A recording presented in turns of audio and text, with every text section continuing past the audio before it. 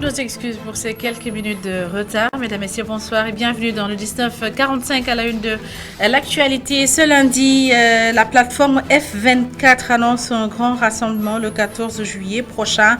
Rassemblement pour exiger la lumière sur les décès survenus lors des manifestations début juin. Le F24 a aussi annoncé le démarrage ce lundi du dialogue du peuple, dialogue axé sur la question du troisième mandat et l'instrumentalisation de la justice. L'université Cheikh Anta Diop de Dakar a également fait les frais de ces manifestations. Les campus sociaux et pédagogiques ont été saccagés. Et puis ce matin, l'intersyndicale des travailleurs du personnel administratif, technique et de service du COUD a fait le point sur les dégâts matériels enregistrés avant d'inviter les autorités à garantir la sécurité au niveau des campus. Et pendant ce temps, dans l'élémentaire, 297 621 candidats vont passer l'examen du CFE et de l'entrée en 6e le 21 juin prochain. La direction des examens et concours rassure, toutes les dispositions ont été prises pour un bon déroulement des épreuves. Voilà pour les titres. Tout de suite, le développement.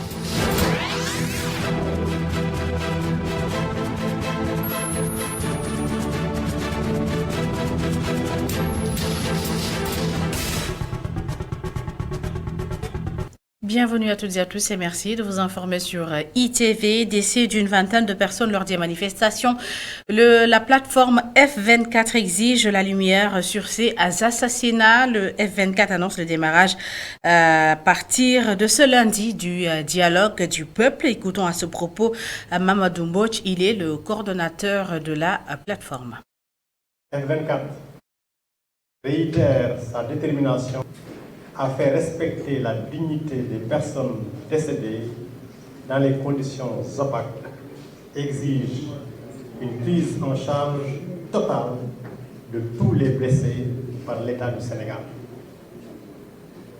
Au lieu d'éclairer la lanterne du monde entier sur la présence massive de nervis armés et conduits par des véhicules banalisés, les émissaires du régime de Macky Sall ont passé près de 2 heures à expliquer, à épiloguer sur des forces occultes et à insinuer un complot terroriste pour s'en servir comme alibi à des fins non avouées. F24 rappelle à l'État qu'il ne saurait passer pour pertes et profits des dizaines de morts de femmes, de jeunes fauchés à la fleur de l'âge. Plateforme F24 informe l'opinion nationale et internationale qu'elle lance à partir de ce lundi 19 juin 2023 le dialogue du peuple en format bimodal. Ateliers, c'est-à-dire qu'il y a des ateliers et en online et en présentiel. F24 encourage toute initiative allant dans le sens de permettre à tous ceux qui sont privés de liberté de fêter la Tabaski auprès de leurs familles respectives et invite les citoyens épris de paix et de justice à se préparer à donner un cachet populaire inédit à la grande manifestation pacifique prévue le 14 juillet 2023.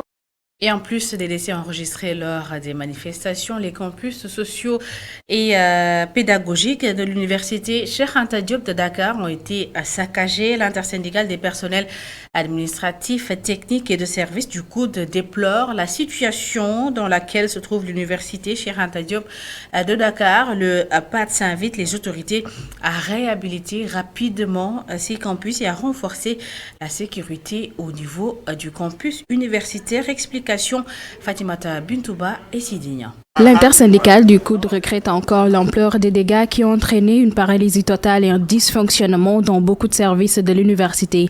Ali Faye, membre du dit syndicat, liste les dégâts. Revenons à notre campus social, objet principal de ce point de presse.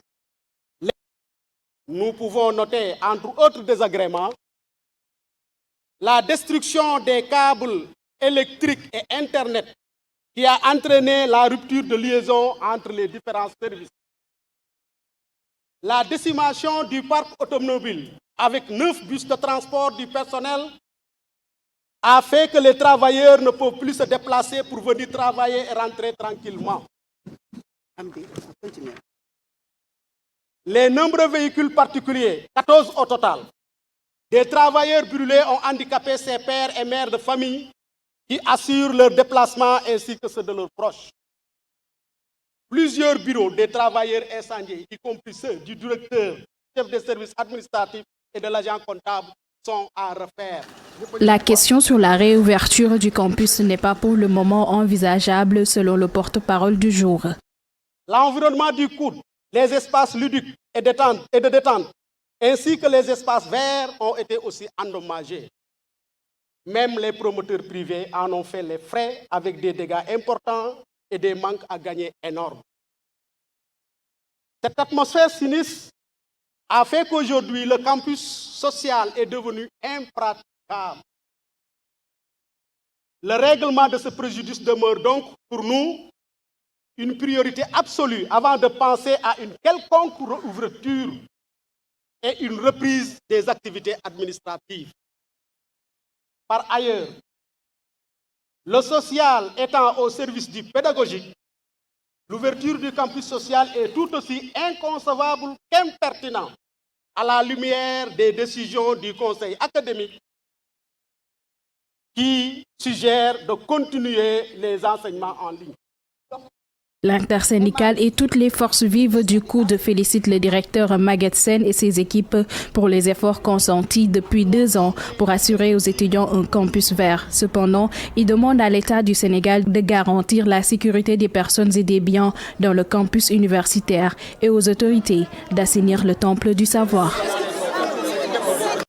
Je vous l'ai annoncé dans les titres le 21 juin prochain, 297 621 candidats vont passer sur toute l'étendue du territoire national l'examen du CFE, certificat de fin d'études élémentaires, et celui de l'entrée en 6e.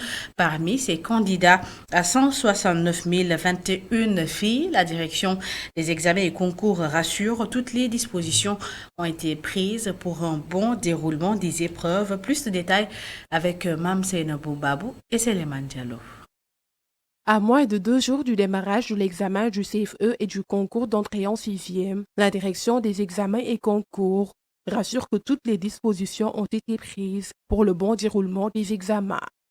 À la direction des examens et concours, les activités liées aux inscriptions, à la stabilisation des statistiques, à la construction, à la validation, au conditionnement, au choix, à la reprographie, à la sécurisation et à la mise à disposition des épreuves ont déjà été bouclées. Pour les 47 candidats non-voyants ou malvoyants, des dispositions particulières ont été prises pour leur adapter les épreuves. Les candidats sont au nombre de 297 621. Le directeur de la DESCO estime que le ministère de l'Éducation nationale n'a pas lésiné sur les moyens. D'importants moyens financiers et humains ont été mobilisés. L'ensemble des candidats sont répartis dans 1938 centres. La prise en charge correcte de ce grand nombre de candidats requiert indubitablement l'utilisation de moyens humains, financiers, matériels et logistiques conséquents.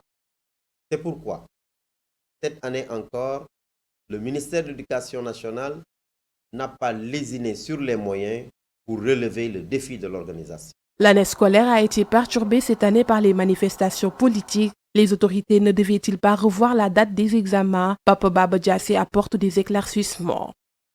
Et vous avez parlé du Sud.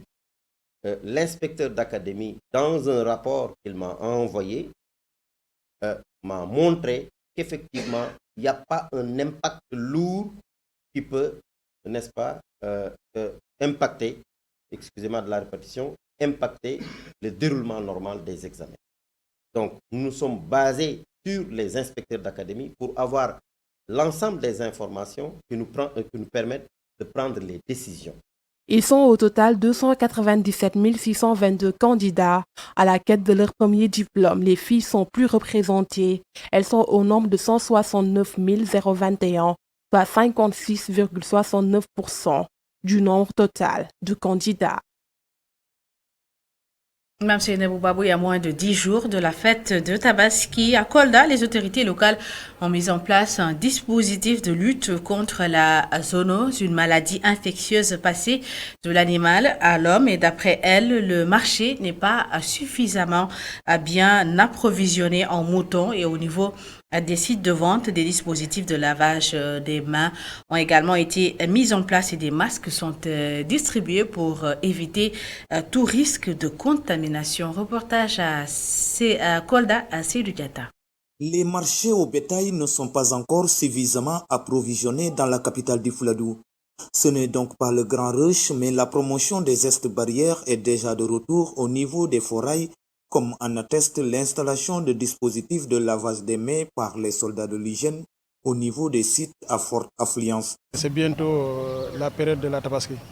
Bon, ce n'est pas encore le rush dans les lieux de vente, mais nous prenons le devant pour installer des dispositifs de lave-mains et doter aux vendeurs des masques, juste pour essayer de les sensibiliser par rapport au système de lavage des mains et à la protection avec le masque pour lutter un peu contre les maladies zoonotiques. Nous saluons cette initiative parce que la santé est une priorité pour tous et l'hygiène constitue le premier pas. Donc nous nous réjouissons de ce don en savon et autres produits d'hygiène.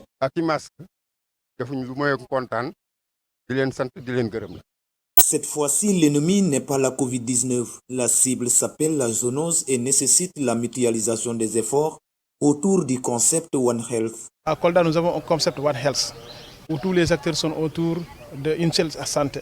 Et cela veut dire qu'il faut unir nos efforts par rapport à la lutte contre les maladies zoonotiques. Et c'est dans ce cadre-là que nous sommes là pour vraiment faire une action de synergie entre les différents secteurs parce que cela permet au moins d'éviter, de réduire la chaîne de contamination entre les hommes et les bétails. La zoonose n'est pas cependant la seule menace qui guette les forails. L'absence de financement, d'aliments pour bétail, entre autres, perturbe le sommeil des éleveurs. Nous aimerions disposer de financement pour approvisionner le Sénégal en moutons à partir du Mali, mais malheureusement, ce n'est pas le cas.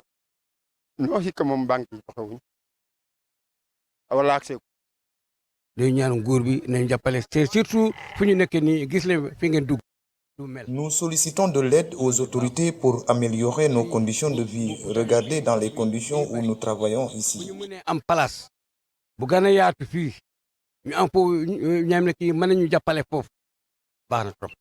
Cette année, le besoin de la région en moutons est estimé à environ 20 000 têtes.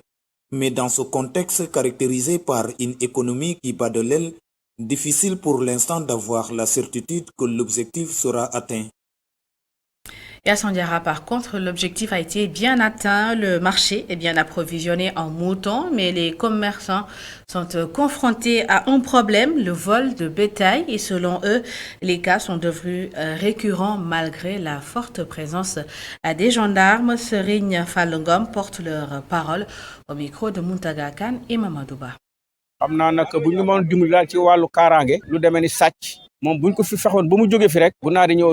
Nous souhaiterions que les autorités nous aident à sécuriser les lieux.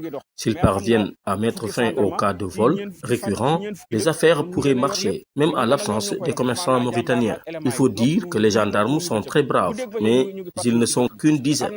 Cela est très insuffisant pour près de 40 localités que polarise ce marché. Les gendarmes font des patrouilles matin et soir. L'autre jour, les voleurs sont parvenus à subtiliser à 3 commerçants étrangers 9 moutons. Aujourd'hui, ils ne sont pas venus. Par mesure de prudence, ils préfèrent rester dans l'agglomération. Il y a beaucoup de monde ici. Les gendarmes de la commune ne suffisent pas.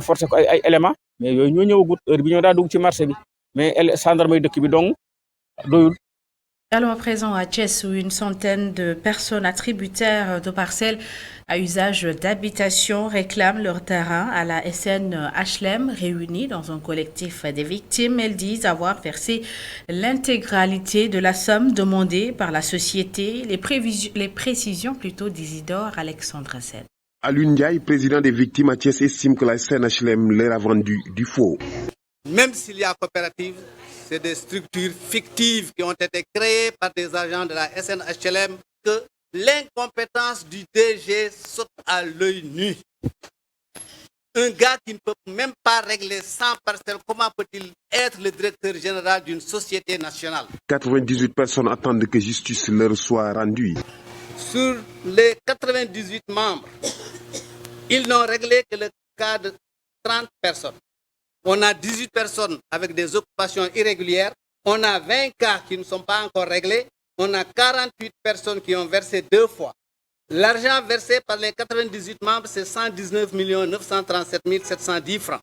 Avec l'insistance d'un certain M. Matarba, mes amis, mes collègues, nos adhérents ont été obligés une fois de plus de reverser.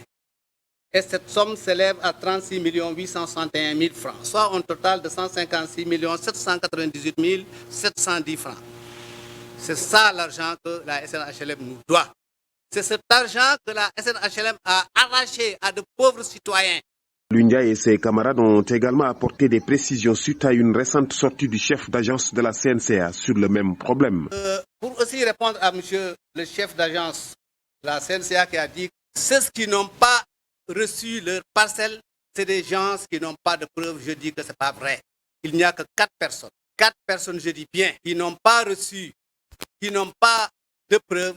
Mais ces preuves ont été déchirées par un bandit de grand chemin, en l'occurrence M. Matarba.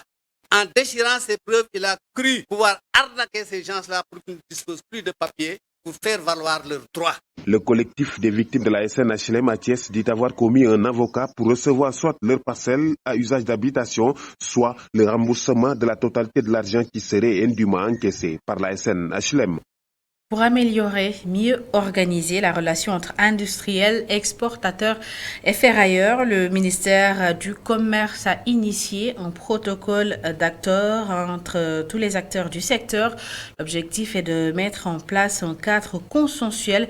Écoutons à ce propos les explications d'Abdoukarim Fofana, ministre du Commerce, de la Consommation et des petites et moyennes entreprises. Il définit les responsabilités et obligations des fournisseurs de ferraille, communément appelés ferrailleurs, des industriels et des exportateurs en vue d'assurer la couverture des besoins des industriels et d'organiser l'exportation du surplus de la ferraille. À travers ces objectifs, le protocole se veut un cadre fédérateur de la collaboration entre les acteurs. L'intérêt de cette approche réside dans le fait qu'elle permet d'accroître l'envergure et la cohérence des actions pour plus d'efficacité et de résultats. Vous comprendrez au vu de ces considérations que je me réjouisse au plus haut point de la signature de cet accord. Mesdames et messieurs, il me plaît de vous faire part de toute ma satisfaction pour l'esprit positif et la participation active qui ont guidé vos travaux sanctionnés par l'adoption de ce protocole. La mise en œuvre de l'accord que nous nous apprêtons de parapher contribuera sans aucun doute à la résolution de la lancinante question de l'approvisionnement des industries, une meilleure organisation du secteur au bénéfice des ferrailleurs, à une plus grande professionnalisation du métier de ferrailleur et au financement du secteur. Donc l'État pourrait mettre quelque chose. Dans le cadre de votre fonds, vous pourrez aussi participer à ce fonds. Je pense que le fonds est alimenté par les exportateurs, mais il faudrait aussi que les industriels participent à alimenter ce fonds. Lutte contre les inondations à Louga. L'État du Sénégal a investi plus de 7 milliards de francs CFA entre 2012 et 2023. Une révélation du directeur général de l'ONAS, l'Office national de l'assainissement du Sénégal, Mamadou Mamour Diallo, était à Louga pour constater l'état d'avancement des travaux des sites de déversement des eaux pluviales. Je vous propose de l'écouter. Donc nous sommes venus ici ce matin, ici à Louga, pour procéder un peu à la remise d'un certain nombre de matériels, de la logistique et des équipements destinés à la prévention, mais également de la gestion des inondations.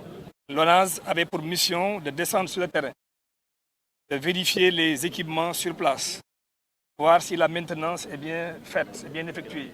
Nous sommes venus avec des équipements et du matériel destinés à la région de Louga. Il s'agit principalement d'un camion hydrocureur de 4 mètres cubes, de 3 électropompes de 9 kVA, 50 plaques fontes. Vous savez, les plaques fontes, c'est extrêmement important. C'est un peu les couvercles de nos regards. Nous avons également remis des équipements spécifiques au service régional de l'ONAS, mais également à l'ensemble du comité régional de développement, parce qu'il y a un comité qui est chargé de la gestion des inondations. 7 237 134 265 francs ont été investis ici dans la région de Louga de 2012 à maintenant, dans le sous-secteur de l'assainissement. Ces investissements sont détaillés ainsi qu'il suit. L'assainissement de Sanchiba, avec 2 200 340 106 francs. L'assainissement des 10 villes financé par la BOAD. Vous vous souvenez, le président de la République lui-même est venu ici procéder au lancement de ces travaux ici au niveau de la ville de Louga. Donc ces investissements se chiffrent à 4 498 379 870 francs CFA et polarisent une bonne partie des quartiers de Louga. Parlons à présent de prise en charge sociale des agriculteurs. 45 organisations paysannes ont lancé à Saly ce week-end une mutuelle de santé. L'Assemblée générale constitutive est présidée par l'Agence de la couverture maladie universelle. L'agence de la CMU propose justement une meilleure prise en charge de tous les membres. Muntaga Kane et Mamadouba pour les précisions. Plus d'1 million de paysans qui peinaient à se faire soigner correctement vont devoir accéder à des soins de santé grâce à cette mutuelle sociale qui leur est dédiée. Les mutuelles d'envergure qu'on a mises en place aujourd'hui à travers l'Assemblée générale constitutive sont des mutuelles d'une importance cardinale parce que, comme on l'a dit tout à l'heure, la mutuelle sociale des opérateurs des organisations paysannes polarise plus de 45 organisations paysannes, n'est-ce pas? Donc à peu près, nous pouvons miser sur un membership potentiel de plus de 1 million de personnes. Voilà, ça, c'est un membership extrêmement important, n'est-ce pas, pour l'extension de la couverture de maladie aux Sénégalais qui, jusque-là, sont laissés en rade. Ainsi, les paysans vont goûter aux délices de la solidarité, qui est un élément capital dans la vie en communauté. Cela va dégager un surplus dans ses ressources qui lui permettrait d'investir ailleurs. Et mieux, se sentir solidaire. Surtout ce sentiment de solidarité, ce sentiment de partage, de partage des risques, senti par tous nos membres. Déjà, c'est une grande avancée. On n'est plus seul. On est ensemble, on n'est plus seul. Et ça, c'est formidable. Le président, nouvellement élu, a annoncé sa volonté d'étendre les tentacules de la mutuelle partout dans le pays. On a pris l'engagement d'étendre la mutuelle le plus loin possible. Nous avons des projets de développement de la structure à travers des filières telles que la riziculture, l'horticulture et autres. Chacune d'elles devra verser des participations substantielles dans cette optique. La création de cette mutuelle est l'aboutissement d'un processus qui a duré 3 bonnes années. Muntaga Kane, merci. C'est la fin de cette édition. Merci à toutes et à tous de l'avoir suivi. Merci de votre fidélité. L'information continue sur notre site internet emedia.sn. Bonne suite des programmes. Tout à l'heure, retrouvez Famaba et Billy Borso et toute leur équipe dans Wadjal Tabaski.